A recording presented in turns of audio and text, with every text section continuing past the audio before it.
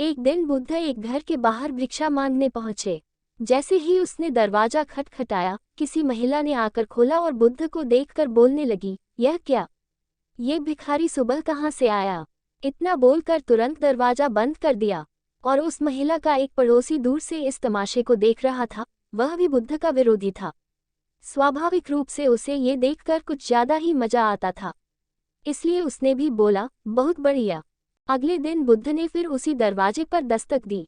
इस बार बुद्ध को देखकर महिला फिर से गुस्सा हो गई और बुद्ध पर कचरा फेंक दिया।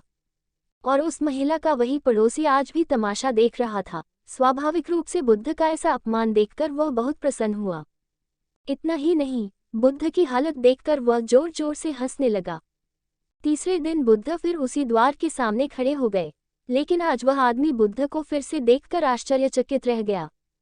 इससे पहले कि बुद्ध दरवाजा खटखटाए, उन्होंने बुद्ध को रोका और कहा, मैं एक ब्राह्मण हूँ और मुझे हिंदू धर्मग्रंथों के खिलाफ आपका बोलना बिल्कुल भी पसंद नहीं है, इसलिए मैं आपका कट्टर विरोधी हूँ। तो आपका अपमान देखकर मुझे खुशी होती है, लेकिन आज इस दरवाजे पर तीसरी बार खड़ा होना मुझे फिर से हैरान कर देने वाला है। मैं आपसे पूछना चाहता हूँ कि आप आज फिर यहाँ भीख मांगने क्यों आए, जबकि यह महिला 2 दिनों से आपका अपमान कर रही है? बुद्ध ने मुस्कुराते हुए कहा, यह आश्चर्य करने की बात नहीं है। आप चकित हैं क्योंकि आपको मानव मनोविज्ञान का कोई अनुभव नहीं है। किसी का अपमान करना या किसी पर कूड़ा फेंकना भी कुछ देना होता है। हर अपाकर्षण आकर्षण का ही एक रूप है। कल अगर किसी इंसान कचरा दिया होगा तो एक दिन वह खाना भी देगा। हालांकि वह व्यक्ति बुद्ध की इस बात से संतुष्ट नहीं था, फिर भी उसने मौन रहना जरूरी समझा। शायद वह ये सोच रहा होगा कि दरवाजा खटखटाओ, फिर देखते हैं। बुद्ध ने फिर से दरवाजा खटखटाया। संयोग से उसी स्त्री ने आज फिर दरवाजा खोला और आज तो बुद्ध के सामने उसका क्रोध 7वें आसमान पर पहुंच गया और सही में उसे मारने के लिए हाथ में झाड़ू ले लिया। उन्होंने झाड़ू उठाया तो जरूर, लेकिन बुद्ध के शांत चेहरे पर रही मुस्कान देखकर दूरी बनाए रखी। वह चाहकर भी बुद्ध पर वार नहीं कर सकी। वह बुद्ध के चेहरे पर रही शुद्ध मुस्कान से इतनी प्रभावित हो गई कि उसने झाड़ू फेंक दी और तुरंत अंदर भाग गई और बुद्ध को देने के लिए रोटी ले आई। बुद्ध ने उस महिला को ऐसे धन्यवाद दिया कि वह महिला बुद्ध के चरणों में गिर गई और माफी मांगने के साथ रो पड़ी।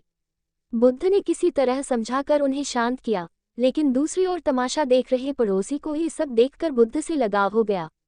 वह भी दौड़ता हुआ आया और बुद्ध के चरणों में गिर पड़ा और बुद्ध से दीक्षा देने की मांग करने लगा। बुद्ध हंसे और बोले, मैंने कभी किसी घर से इतनी बड़ी भिक्षा नहीं मांगी, फिर भी आज भोजन के साथ साथ एक शिष्य भी मिल गया। इस कहानी से यह मालूम पड़ता है कि सकारात्मकता और झुकाव ही इंसान के सभी रोगों की दवा है, जिस वजह से सांसारिक और सन्यासी के प्रति नफरत और प्रेम में जरा सा भी अंतर नहीं है। क्योंकि मन के स्तर पर प्रेम और सांसारिक सन्यासी के बीच नफरत की लेन देन होने में थोड़ी सी भी देर नहीं लगती। मन तभी शांत और स्थिर रह पाता है जब वह सभी तरह के लेन देन से ऊपर उठ जाए। इसलिए मिटा दे नफरत के बीज, बस दिल में सिर्फ माफ करने और प्रेम से भरी भावना रखें। आप हमेशा सुखी जीवन बिताएंगे।